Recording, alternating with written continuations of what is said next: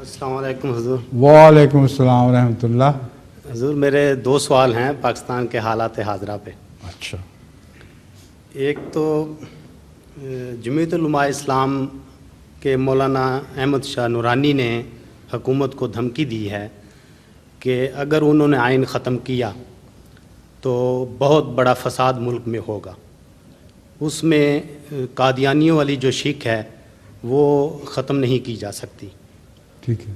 تو حضور اس پہ کچھ تبصرہ فرمائیں کہ یہ مولویوں سے کب ہماری جان چھوٹے گی. جو حکومت بھی نہیں آتی ہے. نورانی تو گپی مشہور ہے,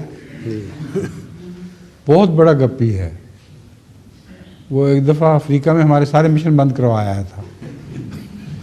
اس کی باتیں چھوڑیں, دعا کیا کریں اللہ جو بھی کرے خیر سے کرے. دوسری بات, اور دوسرا سوال ہے